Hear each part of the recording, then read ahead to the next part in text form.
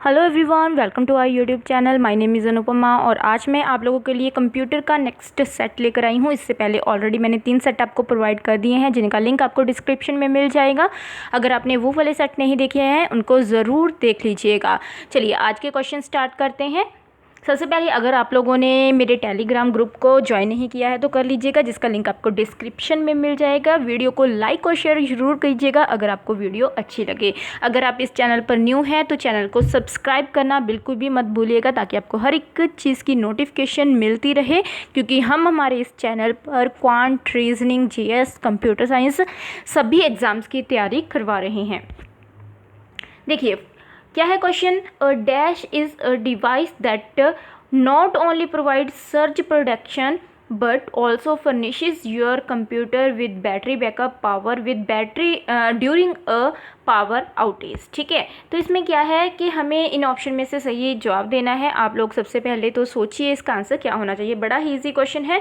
हमें उस डिवाइस का नाम बताना है कि वो कौन सी है जो कि सिर्फ हमारी मतलब जब भी लाइट चली जाती है उससे प्रोटेक्शन नहीं करती। मतलब क्या होता है कि जब लाइट चली जाती है तो हमारा कंप्यूटर सिस्टम एकदम से बंद नहीं होता। कई बार ऐसा होता है हम कोई फाइल बना रहे हैं, ठीक है, तो वो हमने सेव भी नहीं की, तो एकदम से अगर लाइट चले जाए तो पूरा का पूरा डेटा जो है वो फिनिश हो जाएगा। जो भी हमने फाइल बनाई हुई है वो ख़त्म हो जाएगी, ठीक है, हमारे कंप्यूटर सिस्टम में नहीं रहेगी। लेकिन अगर हमारे पास वो डिवाइस है, कनेक्टेड है, तो इसकी वजह से हमारा कंप्यूटर सिस्टम एकदम से बंद नहीं होता है, थोड़े टाइम जो है चलता रहता है। तो वो कौन सी डिवाइस है हमारे पास? यूपीएस, ठीक है, यूपीएस, अनइंटरप्टेड पावर सप्लाई। तो सी ऑप्शन यहाँ पर सही हो जाएगा। यूपीएस मतलब अनइंटरप्टेड पावर सप्लाई। आगे क्या है? With a CD you can, CD के साथ मतलब कम्पैक्ट डिस्क के साथ आप क्या कुछ कर सकते हो? क्या रीड कर सकते हैं, क्या राइट कर सकते हैं? क्या हम बोथ कर सकते हैं, रीड एंड राइट, या फिर सिर्फ लिख सकते हैं, या फिर सिर्फ राइट कर सकते हैं, या फिर नन ऑफ दिस? तो सही ऑप्शन क्या हो जाएगा? Read and right. हम सीडी पर लिख भी सकते हैं और उसके बाद उसको रीड भी कर सकते हैं। आगे क्या है? देखिए ये वाला मैंने आपको शो किया हुआ है, ये यूपीएस होता है। ओके, ये क्या होता है? यूपीएस होता है। तो यहाँ पर अगर मतलब हमारा डिवाइस जो है इससे कनेक्ट होगी, कंप्यूटर इससे कनेक्ट होगा, तो एकदम से पावर ऑफ होने पर ये हमारा सिस्टम बंद नहीं होने देता। आगे क्या है? Which of the following is not true about RAM. RAM में से इनमें से कौन सी चीज़ ट्रू नहीं है? रैम मतलब random access memory. Full form क्या है? Random access memory. क्या है? First, memory RAM is temporary storage area. के क्या ये एक टेम्परेरी स्टोरेज एरिया? यस, बिल्कुल टेम्परेरी है, क्योंकि जब भी मतलब हम कंप्यूटर सिस्टम को ऑफ करते हैं तो डेटा जो होता है अपने आप डिलीट हो जाता है। आगे क्या है? RAM is same as hard disk storage. No, ये नहीं है, तो ये वाला नहीं होगा। मतलब सही ऑप्शन तो हमारे पास यहाँ पर कौन सी बनेगी? बी ही बनेगी, क्योंकि इन्होंने कहा था ना नॉट ट्रू, ये वाली मतलब बी ऑप्शन इसके साथ ट्रू नहीं है, क्योंकि रैम जो है हार्ड डिस्क की तरह नहीं होती, क्योंकि हार्ड डिस्क में ऐसा नहीं होता। हार्ड डिस्क में जो भी डेटा होता है हमेशा के लिए रहता है, परमानेंट स्टोरेज है, अगर लाइट भी चले जाए तो कोई भी असर नहीं होता। अब बात करते हैं third point, RAM is volatile. Yes, बिल्कुल वॉलेटाइल है। क्यों है?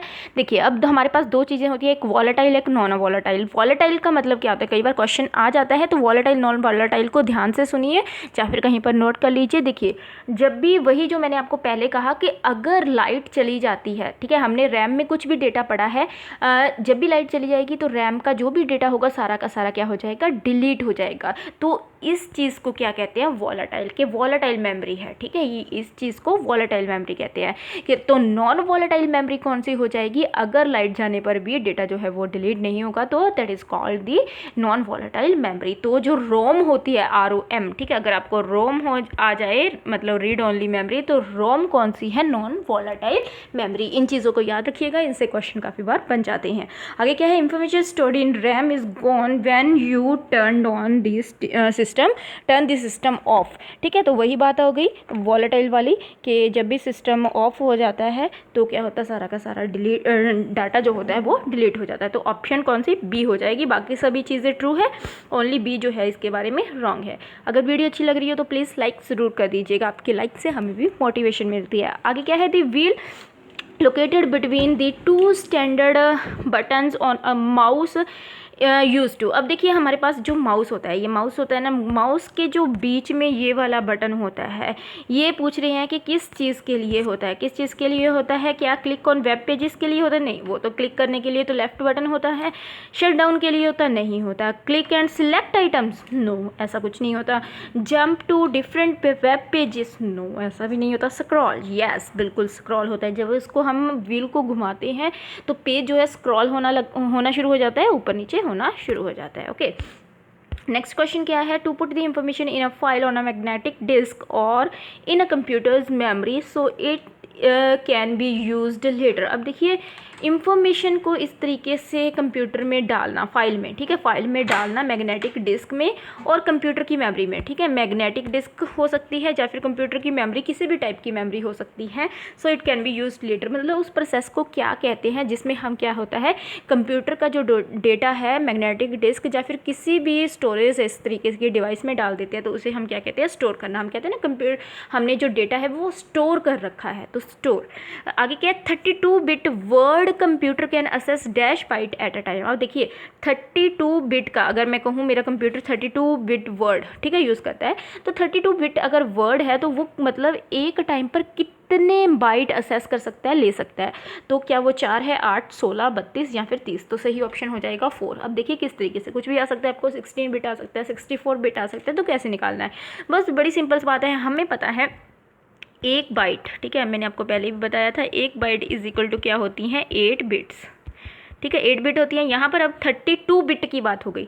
32 को हम 8 से अगर डिवाइड करें तो 4, मतलब अगर 32 बिट की बात हो रही है तो 32 बिट कितने बाइट, मतलब 32 बिट का कितना बाइट होता है? 4 बाइट, ठीक है। 4 बाइट अगर हम बात करें तो क्या हो जाएगा? 32 बिट ही बनेगा ना, तो 8 से डिवाइड कर देंगे तो हमारे पास 4 आ जाएगा। इसी तरीके से अगर हमें बाई चांस 64 आ गया, ठीक है, 64 बिट आ गया, तो फिर हम क्या करेंगे? 4 से डिवाइड कर देंगे और हमारे पास कितना आ जाएगा? 16 आ जाएगा, इस तरीके से। ओके, नेक्स्ट क्या है? Where is the disk put to enable the computer to read it. अब देखिए हमें क्या कहा गया है कि डिस्क को कहाँ डालना होता है ताकि हम जो भी कंप्यूटर में डेटा वगैरह होता है उसको रीड कर सकें, ठीक है। कहाँ डालते हैं हम? हमें पता ही है, हम उसको डिस्क ड्राइव में डालते हैं। तो ए ऑप्शन यहाँ पर क्या हो जाएगा? बिल्कुल right. The following are the mobile computing devices. अब इनमें से जो भी नीचे ऑप्शन दी गई हैं, इनमें से पूछा गया है कि कौन कौन सी मोबाइल कंप्यूटिंग डिवाइसेस हैं। क्या वो नोटबुक कंप्यूटर है? नोटबुक कंप्यूटर तो है, तो ये ऑप्शन नहीं होगा, ठीक है। एक्सेप्ट पूछा है कि इनके अलावा, मतलब बाकी सारी ऑप्शन में क्या होगी? मोबाइल डिवाइसेस होंगी, सिर्फ एक ऐसी होगी जो कि मोबाइल डिवाइस नहीं है। तो जो नोटबुक कंप्यूटर है ये तो एक मोबाइल डिवाइस है। डिजिटल स्कैनर, अरे नहीं, डिजिटल स्कैनर जो है एक कंप्यूटिंग डिवाइस, इस तरीके से मोबाइल कंप्यूटिंग डिवाइस नहीं है, ठीक है ना। तो ये ऑप्शन हमारे पास सही हो जाएगा। तो बाकी जो भी, जैसे कि पीडीए हो गया हमारे पास, personal digital assistant, cellular telephone, ये सभी क्या होती हैं? मोबाइल कंप्यूटिंग डिवाइसेस होती हैं। तो बी ऑप्शन यहाँ पर सही हो जाएगा। आगे क्या है? The first micro processor built by Intel corporation was called. अब देखिए इंटेल कॉर्पोरेशन द्वारा फर्स्ट माइक्रो प्रोसेसर बनाया गया था, उसका नाम पूछा गया है, कौन सा था? तो सही ऑप्शन हो जाएगा सी, 4004। आगे क्या है? The computer that process both analogue and digital signal, ठीक है। ऐसा कंप्यूटर जो कि दोनों ही एनालॉग और डिजिटल दोनों के कम्बिनेशन होता है, उस कंप्यूटर को क्या कहते हैं? हम ऐसा क्वेश्चन पहले डिस्कस कर चुके हैं, पिछले पार्ट्स में मैंने आपको बताया था एनालॉग सिग्नल क्या होते हैं, डिजिटल सिग्नल्स क्या होते हैं और उनके कम्बिनेशन को क्या कहते हैं, ये आपको पता होना चाहिए। तो उनको क्या कहते हैं? हाइब्रिड कंप्यूटर, ठीक है।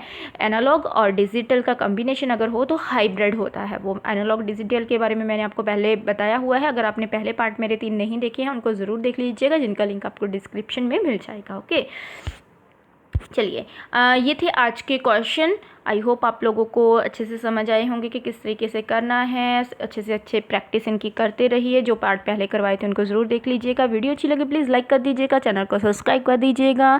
Thank you so much.